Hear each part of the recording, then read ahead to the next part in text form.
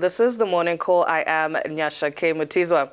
Now we kick off the show in Mali, where human rights defenders have decreed the provisional release of ex-coup leader General Amadou Sanogo. Malian justice on Tuesday ordered the provisional release of Amadou Haya Sanogo and his co-accused, who had been waiting trial since his arrest in 2013 in the case of the Red Berets, so named after 21 soldiers were found dead in a mass grave near Bamako. He is accused of their assassination after a failed counter-coup in 2012, Ruth.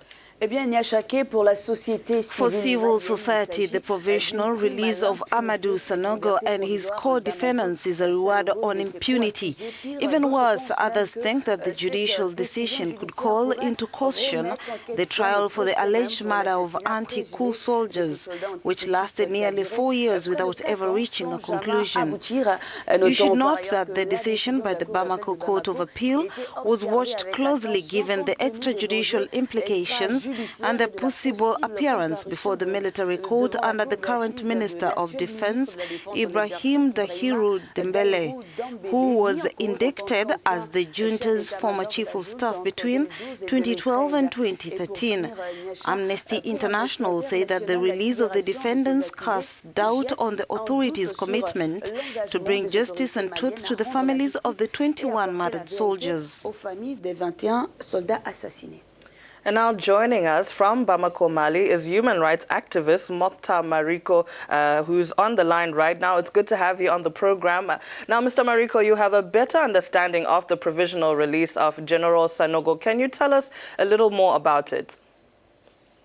I would say quite simply that his lawyers have applied for provisional release because he has been in pre-trial detention for about 7 years, and his application for release has been rejected more than 4 times. And the judicial system itself considered a few months ago that his detention was unreasonably long. But on the victim's side, I'm also a little frustrated because these victims have also been waiting 7 years for this trial for the revelation of the truth, and how they intend to ask for justice because they have also suffered for 7 years. So I am torn.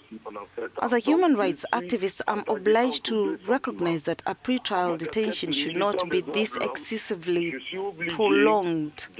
But I'm also a little saddened in my soul because the victims are suffering since they have lost people who were dear to them, people who supported their family and who have left grandchildren behind. So that also saddens me a little. Et des personnes qui soutiennent leur famille et qui ont laissé des petits-enfants. Donc, cela m'attriste aussi un peu. After Tuesday's decision, there is uncertainty about the future of this trial. What are your fears as a human rights defender? Bon, nos craintes, c'est par rapport... Our fears are in relation to holding the trial on merits. We say that it was time for justice to look into this matter because all trials have an end. We want this trial to end and for us to turn the page. That is our concern.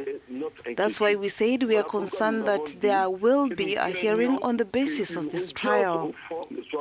We also have another fear since Mali has passed a national agreement law, a national accord law, an amnesty law, if you will, which erases all the offenses related to the 2012 Malian crisis.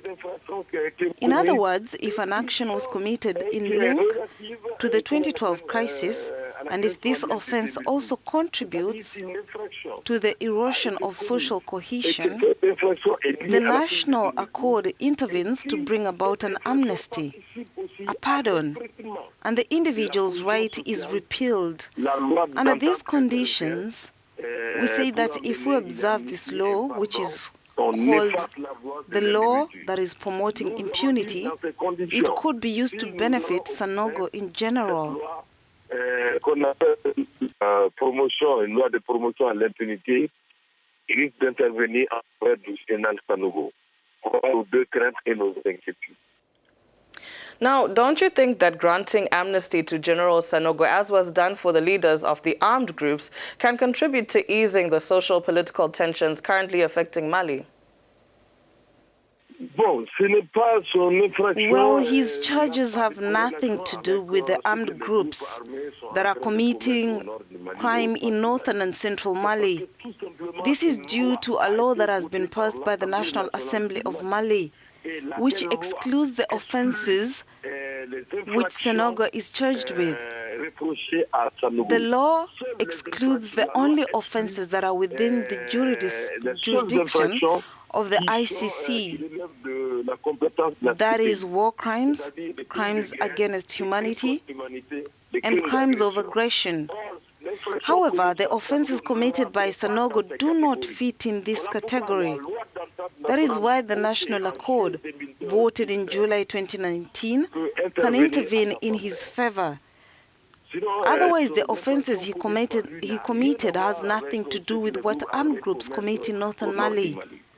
But what is certain is that all the offenses committed in connection with the Malian crisis, when the armed groups, especially in the north, downed their weapons and surrender, they will also be covered by the National Accord, like General Sanogo and his co-accused. Well, we have to end that there this morning, but thank you very much for joining us on the program. That was human rights activist Moctar Mariko joining us from the Malian capital, Bamako. Thank you.